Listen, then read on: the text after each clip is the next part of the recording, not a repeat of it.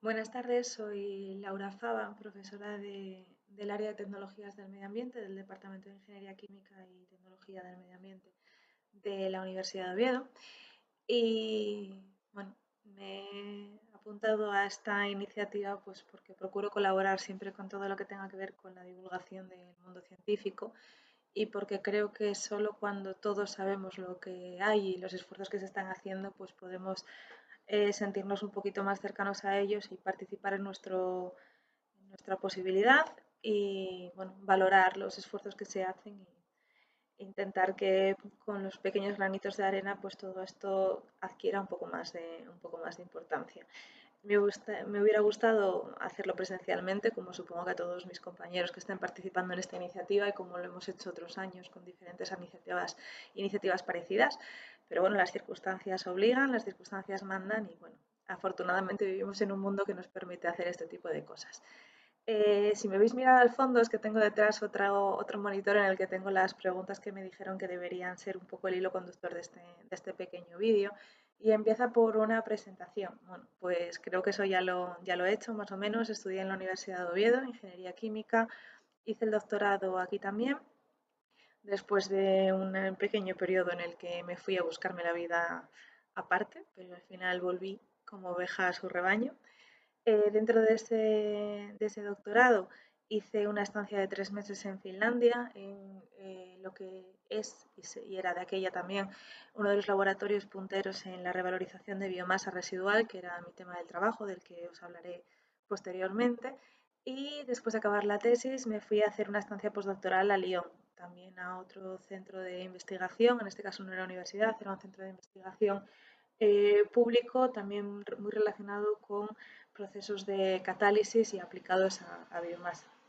Esa estancia se acortó más de lo que estaba previsto porque accedí a una plaza de profesora en enero del 2014, enero del 2014 sí, en esta universidad y hasta hoy en esas estamos. Aquí seguimos no sé cuánto tiempo, pero bueno, esperemos que sea para quedarnos, aunque sí que es cierto que soy un poco inquieta y me gustaría hacer alguna otra instancia, pero bueno, también desde la cierta madurez y estabilidad.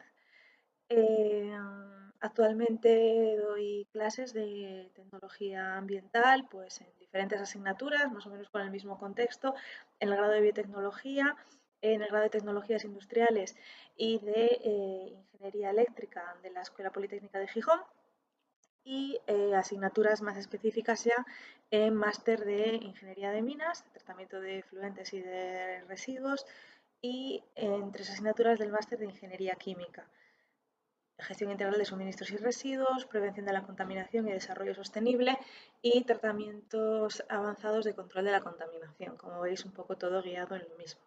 Eso sería la parte de docencia y en la parte de investigación eh, mantengo los dos frentes abiertos, pertenezco a un grupo de investigación consolidado, catálisis, reactores y control, en el cual bueno, todos los componentes, somos unos cuantos profesores, somos bastante activos en la parte de investigación y llevamos la tutorización de diferentes tesis doctorales, así como pues, trabajos de fin de grado o fin de máster experimentales, estancias de doctorado de otra gente que viene de universidades del exterior y bueno, nos movemos en diferentes frentes. En concreto, mi trabajo se sigue centrando principalmente en la revalorización de biomasa, es decir, obtener productos de interés industrial, bien sean compuestos químicos, bien sean combustibles o derivados aditivos, mejor dicho, de combustibles, es decir, compuestos que no podrían suplir al día de hoy un combustible diésel o una gasolina, pero sí que en ciertas mezclas, con ciertas proporciones, podrían implicar propiedades interesantes para su uso a nivel comercial. Partiendo siempre de derivados de biomasa, es decir, nunca de biomasa de materia vegetal, evidentemente, que tuviera interés para una industria prioritaria, como pudiera ser la industria alimentaria, sino en nuestro caso sería más bien fracciones de desecho, generalmente residuos de poda o fracciones una vez que se ha extraído el fruto que pudiera ser para la industria alimentaria, pues que es todo lo que queda, ¿vale? Es decir, algo que parte de un concepto de economía circular, de revalorizar lo que es un residuo para obtener un producto de interés industrial. Para ello, digamos que tendríamos dos vías, o mejor dicho, yo me centraría en dos vías, hay más alternativas, la vía en fase líquida y la vía en fase gaseosa. En fase líquida estaríamos hablando de la continuidad de lo que ha sido mi tesis, es mi línea principal, y a partir de esos compuestos de azucarados de la lignocelulosa de residuos de poda, por ejemplo, podríamos obtener compuestos con propiedades análogas al diésel mineral. Esto estamos hablando del biodiesel, que es un compuesto oxigenado que puede dañar partes por corrosión, oxidación, etcétera, partes plásticas o partes poliméricas de todo lo que es el circuito del coche, sino de un diésel que bien preparado no tiene oxígeno y tiene químicamente la misma estructura que tendría el diésel mineral. Eso implicaría que podría ser directamente eh, sustituido el mineral por este tipo de diésel de origen bio, pero no el biodiesel tradicional o biodiesel de primera generación. Esa sería la primera de mis líneas, digamos que la línea que yo le tengo quizá más cariño porque fue la línea que inicié con mi tesis y que al día de hoy ya tengo dos tesis doctorales de dos chicos que las han leído bajo mi dirección, o codirección mejor dicho, y otra tercera persona que está al día de hoy trabajando con ello, con lo cual me siento bastante orgullosa de que eso siga funcionando. Aparte de eso, hay otros procesos en fase gaseosa que más que centrados en la parte de derivados de biomasa para combustible, se centrarían en productos químicos de interés industrial como precursores de polímeros o de productos farmacéuticos, monómeros, etc.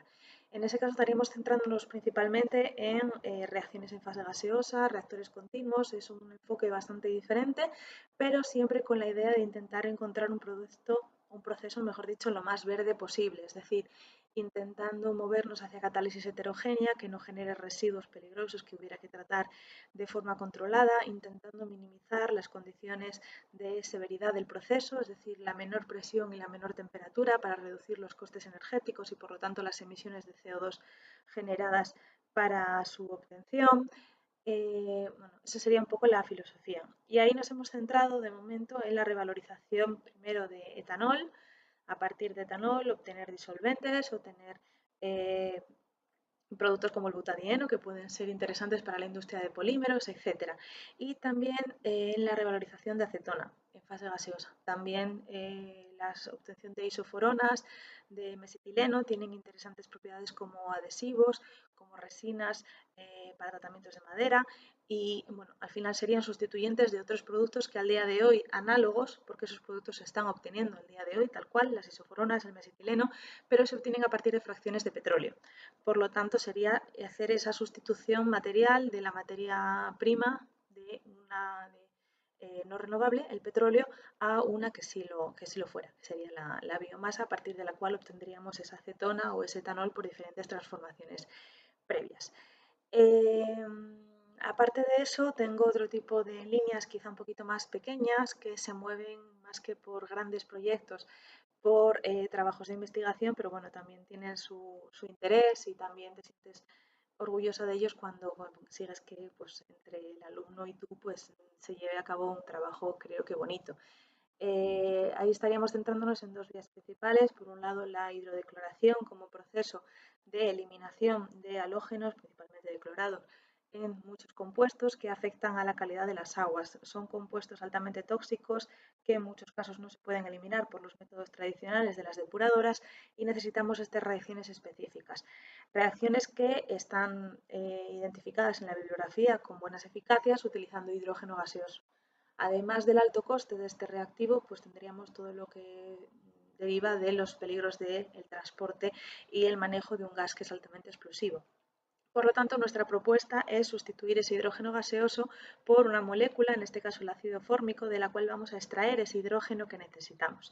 Eso implica cambiar un poco la filosofía, pero nuevamente nos permite, pues hemos tenido resultados bastante satisfactorios en la hidrodecloración de tricloroetileno o en la hidrodecloración de derivados del benceno, clorobenceno, clorofenol, etcétera, o también el último que hemos estado trabajando justo hasta este parón por el coronavirus, en la hidrodecloración de los clorocresoles.